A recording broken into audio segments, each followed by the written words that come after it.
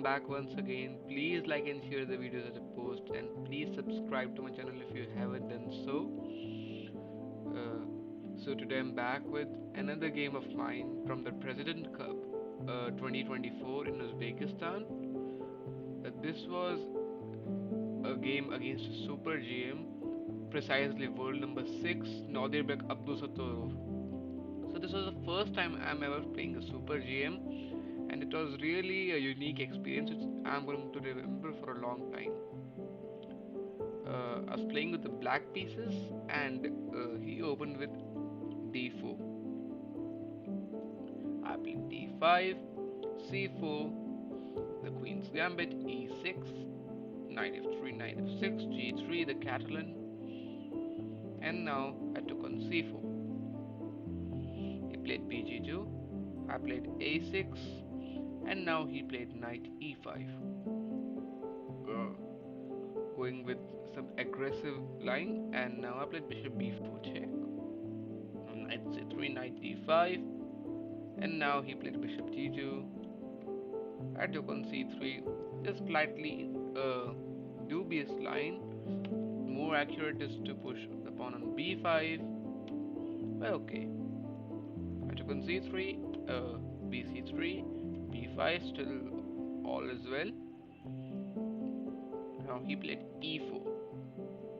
I played knight f6, castles, bishop b7, and now he played bishop g5. Pinning my knight, I played h6, he took on s6, and now there's a little trap.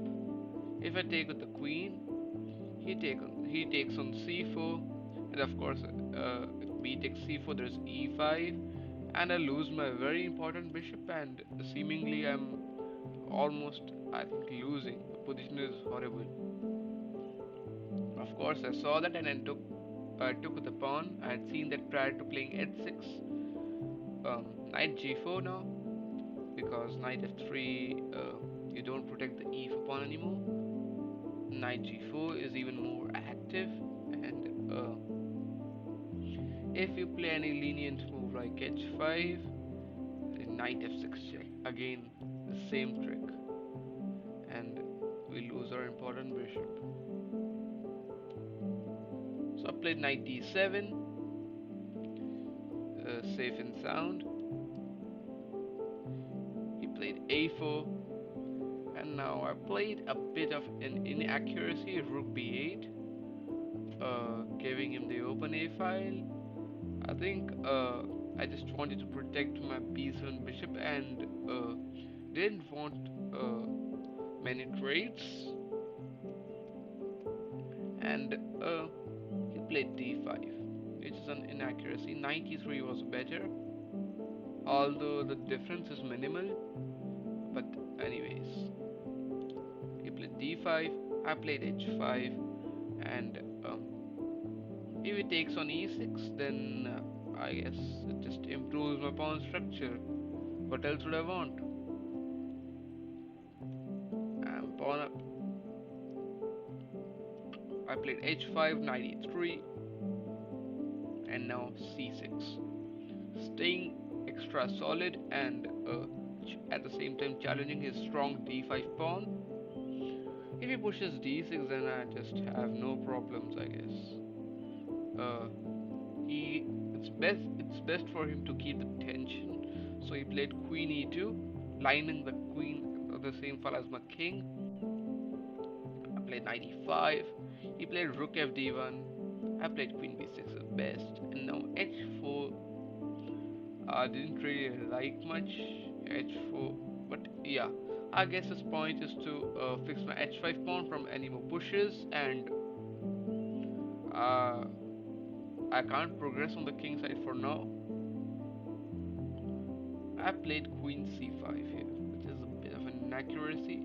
I just wanted to make the position more solid, but it really is not so great.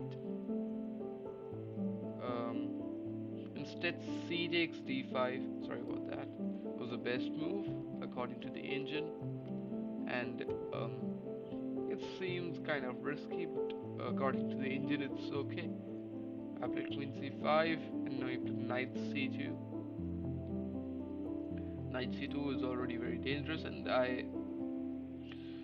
and due to my overthinking issues, I played king e7, which is a mistake, a huge mistake. Because now I realized that after knight d4, which he played, I'm having a huge problem with my king. It has something to do with my queen. Because let's say if you play a nil move, rook b d8 or something like that. The idea is to play queen e3, and it's really dangerous. White is just threatening a discovered check and is about to win the queen. If I move my king away, I just lose the e6 pawn, and the queen doesn't have any good squares to. For example, if I go queen d6, you can at least take and play knight f5, something like that. And even queen b6 stays in the diagonal of the queen, so knight f5 check works there as well. So I played queen b6, stepping out of the danger. If I played queen e3, I'd play c5, and I'm just fine. But he played rook a b1, and he's just putting a lot of pressure along the b file here now. I played rook h d8. I was under a lot of time pressure. I played rook h d8. I just wanted to give away the h5 pawn uh, in exchange for some activity. He took e6 first, f takes e6, and now bishop h3. He wants to be very precise, because queen h5 I can just play rook h8 and force him back to e2. So he doesn't fall any retreats. He played bishop h3, threatening my strong e6 pawn, and I played bishop c8, defending it. Because if I lose the e6 pawn, the square is going to be very weak. He played queen h5. Now as the rook on h8 now would be unsupported. I played bishop d7 and queen h7 check. Now knight f7 I played, and he played with precision e5 now.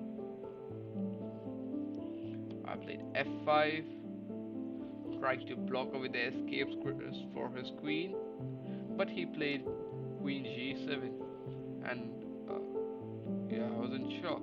I just gave away the f6 square, and I played c5 to defend my e6 pawn with the queen.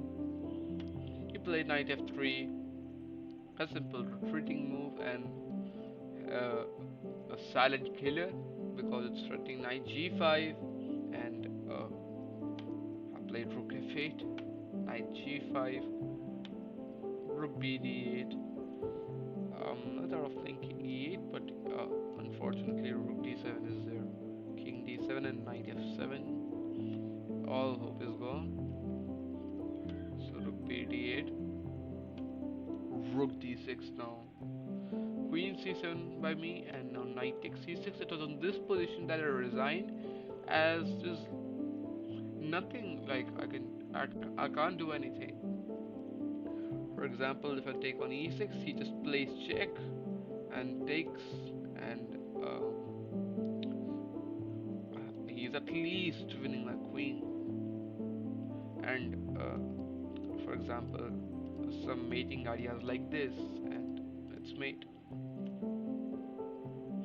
And if I just play on like this, the point is he won't even take the pawn. He just play queen f6 check and this mate. This is just mate. So he's basically threatening a mate in two, and like I don't have any good way to play here. So I just resigned. I hope this was really a good experience for me, and I'm going to remember this for a long time. The first time I played a Super GM, and that to world number 6. I hope you also like this game. See you soon in another video. Goodbye.